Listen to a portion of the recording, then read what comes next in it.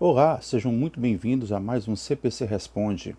E hoje nós vamos trabalhar a questão de número 39 da prova de Linguagens Azul de 2019. Bem, é uma questão de literatura que vem buscar uma poeta de grande competência, Hilda Hilst. Vejamos o texto que traz a questão. Vamos lá? Essa lua enlutada, esse desassossego, a convulsão de dentro, e larga dentro da solidão, corpo morrendo, tudo isso te devo. E eram tão vastas as coisas planejadas, navios, muralhas de marfim, palavras largas, consentimento sempre. E seria dezembro, um cavalo de jade sobre as águas, dupla transparência, fio suspenso. Todas essas coisas na ponta dos seus dedos. E tudo se desfez no pórtico do tempo, em lívido silêncio. Umas manhãs de vidro, vento, a alma esvaziada, um sol que não vejo. Bem, no poema em questão, a gente percebe que havia uma relação, e dentro desta relação, planos que estavam sendo arquitetados, montados, e por conta até mesmo da separação do casal, estes planos eles não foram para frente. Então, daí a expressão eu te devo, fico te devendo, que acaba, de certa forma, sendo repetida e reiterada várias vezes no poema. Vamos então para a nossa questão? No poema, o Eurico faz um inventário de estados passados espelhados no presente. Nesse processo, aflora o. Letra A. Cuidado em apagar da memória os restos do amor. Não há este cuidado em apagar os restos do amor. Nem isto é colocado. Há um resgate de planos que não foram realizados. Letra B. Amadurecimento revestido de ironia e desapego. Perfeito. Você percebe que o Eurico fala de um relacionamento e após este relacionamento. E sempre após o relacionamento, você percebe que ficam coisas em aberto, coisas por resolver. Então, com amadurecimento, com calma, o Eurico vai falando dessas coisas que não foram realizadas, se desapegando delas. E algumas passagens com uma leve ironia, uma sutil ironia. Por isso, a alternativa B satisfaz a questão. Vamos então para as outras. Letra C. Mosaico de alegrias formado seletivamente.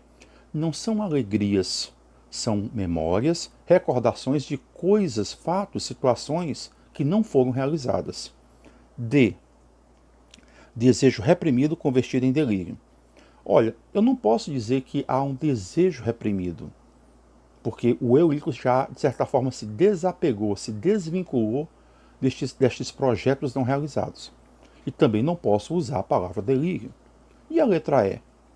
Arrependimento dos erros cometidos. Ora, em nenhum momento há no texto erros cometidos que são arrolados. O que há são projetos não concretizados. Portanto, a alternativa B satisfaz a questão. Um grande abraço e fique com Deus.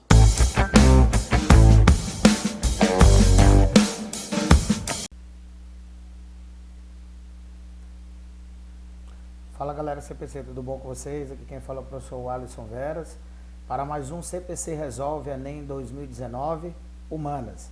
E nós vamos responder com vocês hoje mais uma questão da parte de História Geral. E a questão ao qual nós vamos trabalhar hoje, meninos, é a questão de número 84 do Enem. E a questão 84, vamos fazer a leitura dela aqui para a gente entender o que é que ele está procurando. A questão ela diz o seguinte: a Declaração Universal dos Direitos Humanos, adotada e proclamada pela Assembleia Geral da ONU na Resolução 217-A de 10 de dezembro de 1948, foi um acontecimento histórico de grande relevância, ao afirmar pela primeira vez que, em escala planetária, o papel dos direitos humanos na convivência coletiva pode ser considerado um evento inaugural de uma nova concepção de vida internacional. Galerinha, essa Declaração Universal dos Direitos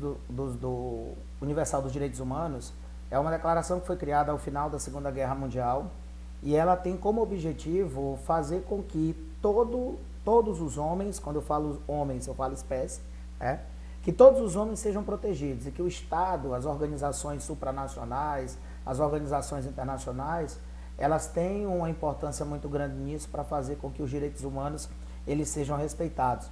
E muito do que aconteceu em 1948 é por conta de acontecimentos que ocorreram antes no passado, mas principalmente o grande acontecimento do Holocausto, onde vidas de mais de 6 milhões de judeus foram tiradas apenas por ideias racistas. Então, para evitar que ideias racistas, xenofóbicas, conservadoras, extremistas pudessem levar a novos acontecimentos como ocorreu no Holocausto, é que simplesmente essa declaração é fantástica para tentar evitar exatamente a mortandade em grande escala, como nós tínhamos tido com os judeus durante a Segunda Guerra Mundial.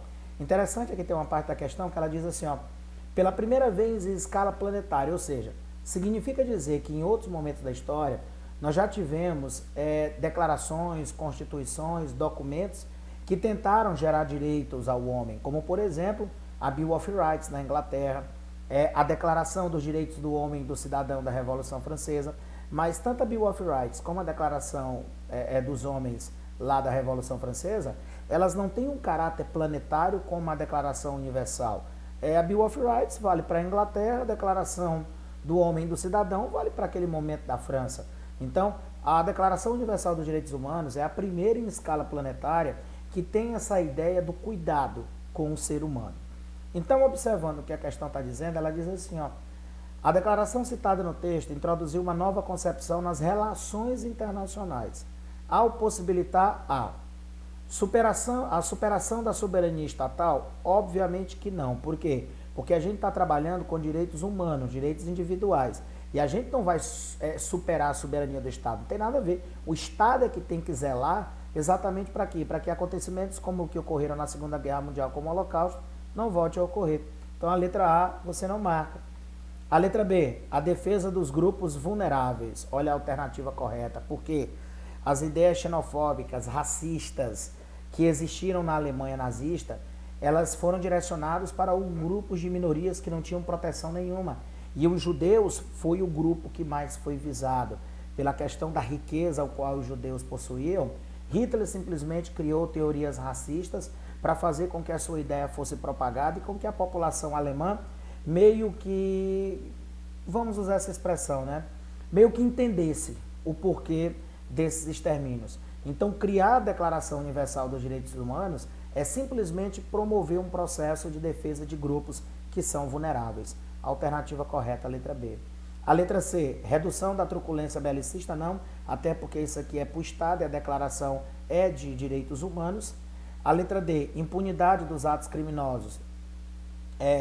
Obviamente, né, que a gente não vai, essa ideia da impunidade de atos criminosos, ela está completamente errada, porque a gente tem que punir os atos que são criminosos. E o Holocausto é um exemplo disso. E a letra E, inibição de choques civilizacionais. Cara, infelizmente não tem documento no mundo que simplesmente vai evitar isso. Né? Choque civilizacional existe desde que o mundo é mundo. Então, pode fazer tratado de paz, acordo, o que vocês quiserem. Uma hora esses choques acontecem. Mas, no que diz respeito à Declaração Universal dos Direitos Humanos, o objetivo dela é simplesmente promover a defesa de grupos vulneráveis contra a xenofobia, contra o racismo, contra o extremismo. Por isso, a questão de número 84, a alternativa letra B de bola. Perfeito? Então aqui ficam os nossos comentários sobre a questão de número 84, da prova do Enem, Ciências Humanas do ano de 2019.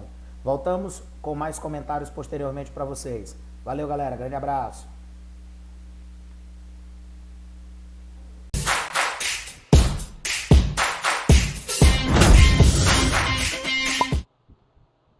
Fala galera, professor Felipe Rosal com você para mais uma questão CPC Resolve, questão número 129, prova azul Enem 2019. Gente, essa questão ela é uma questão de reação de neutralização, basicamente reação de neutralização.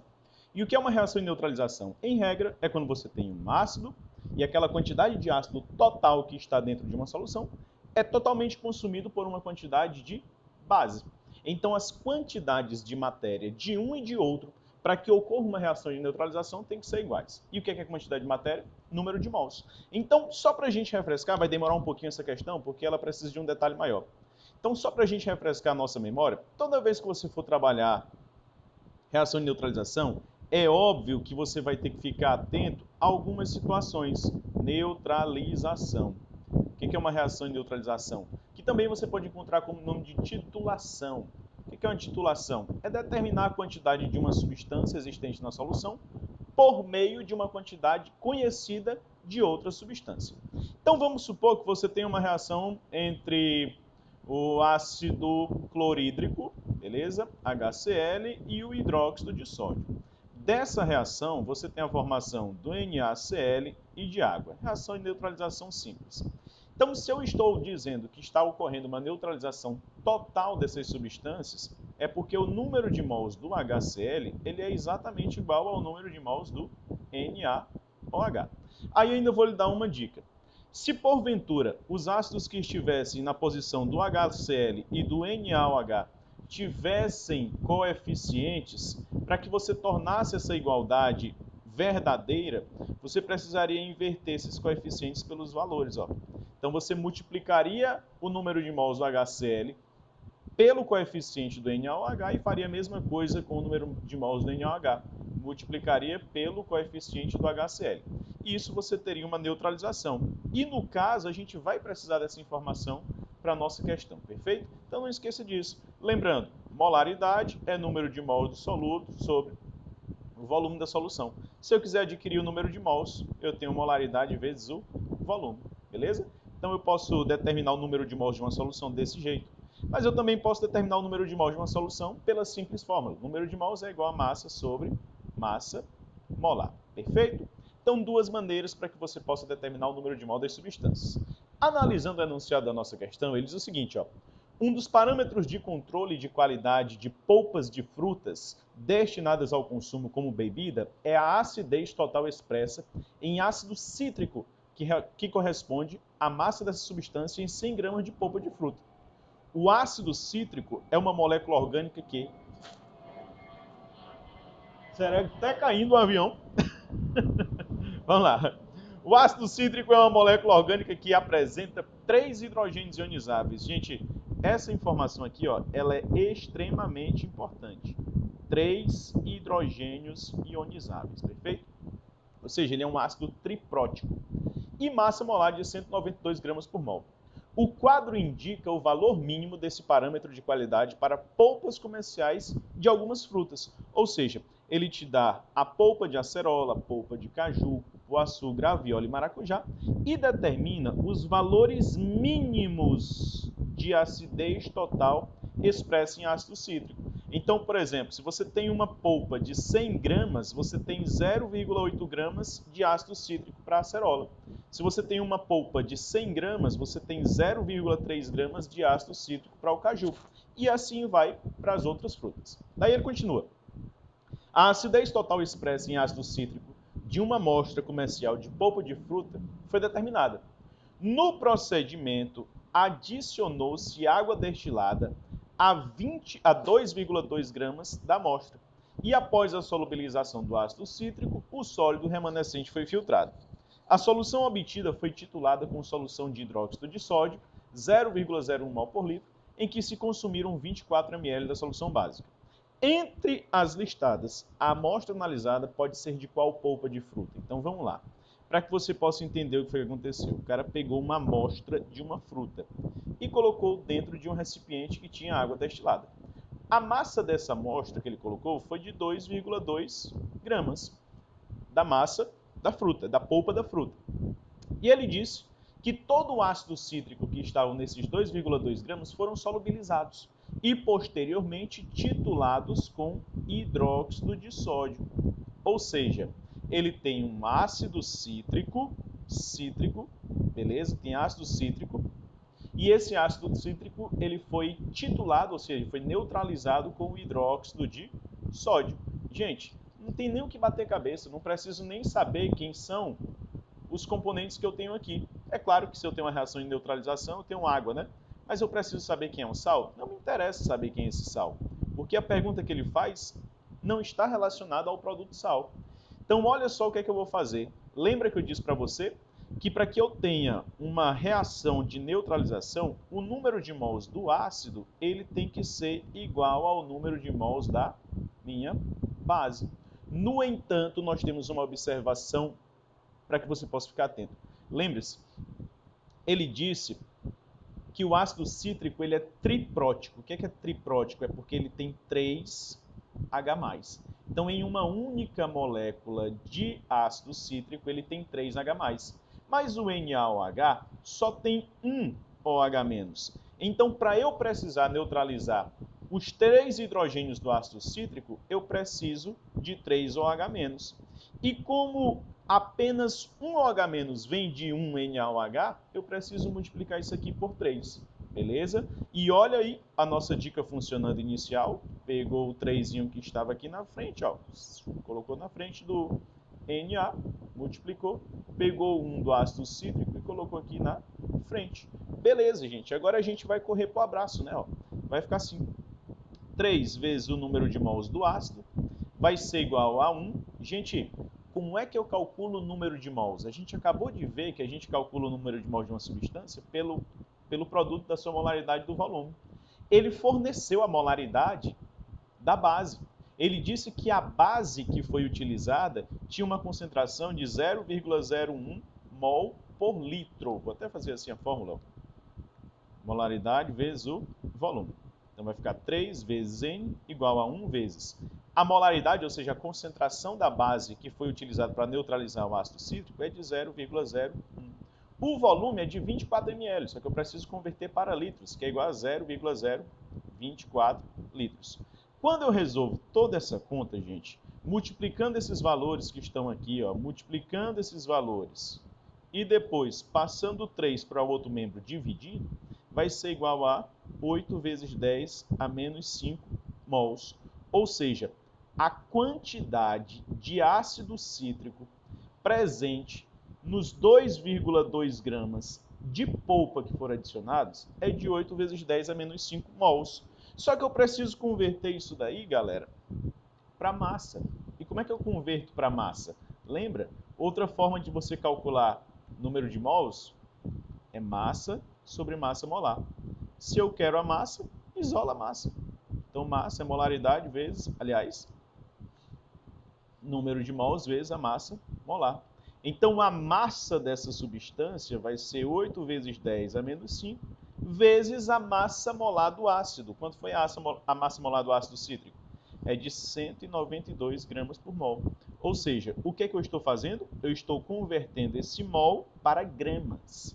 Então, eu tenho 0,01536 gramas de ácido. Então, esses 8 vezes 10 a menos 5 mols de ácido cítrico que foi neutralizado corresponde em gramas a 0,01536 gramas de ácido, beleza? Ótimo. Só que isso daqui, ó, é uma massa que está para 2,2 gramas de polpa. E todas as minhas informações que estão na tabela não estão para 2,2 gramas de polpa, estão para 100 gramas. Então eu preciso fazer uma nova regra de 3 para determinar a quantidade de ácido cítrico presente em 100 gramas da polpa. Porque a informação que ele me disse é que 2,2 gramas de polpa apresenta quanto? 0,01536 gramas de ácido cítrico, beleza? Só que a minha tabela está expressa em 100 gramas. Faço o produto dos meios pelos extremos e vou encontrar, ó, quando eu faço o produto dos meios pelos extremos, um valor de 0,69 gramas. Ou seja, de ácido cítrico. Se eu tiver uma amostra de 100 gramas dessa polpa, eu vou ter 0,69 gramas de ácido cítrico, beleza? Aí a gente vai analisar as alternativas. Entre as listadas, a amostra analisada pode ser de qual polpa de fruta? Gente, ele está dando aqui, ó, valores mínimos, beleza?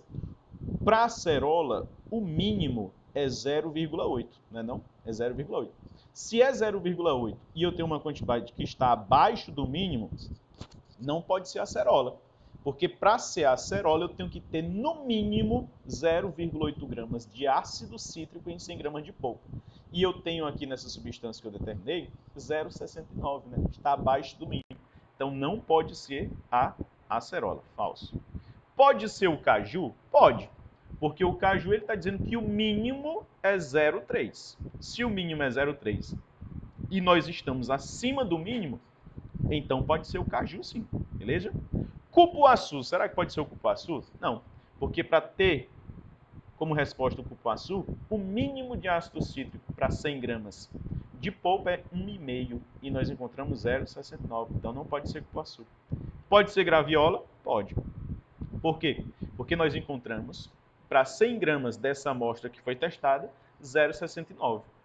E o mínimo é 0,6, ou seja, nós temos um valor que está acima do mínimo. Então está dentro do previsto, verdadeiro. E o maracujá? Pode ser o maracujá? Não, porque o mínimo de maracujá é 2,5 e a gente só encontrou 0,69. Então, os dois frutos que podem estar ali presentes são caju e graviola. Alternativa correta, letra C.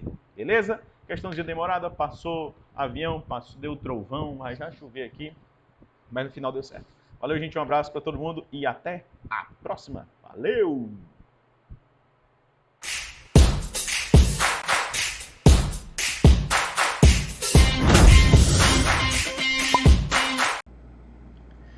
Fala galera, professor Wagner Filho com vocês para mais um CPC Resolve, bebê. É isso aí galera, vamos lá então, hein? CPC Resolve, Enem 2019, vamos nessa! Questão de número 174 do caderno azul, hein? Vamos lá. Talvez, pessoal, essa questão seja a mais chata da prova de matemática. Não tô falando a mais difícil, hein? Olha só, não é a mais difícil, mas com certeza uma das mais chatas aí seria essa questão. Vamos lá. A taxa de urbanização de um município é dada pela razão entre a população urbana e a população total do município.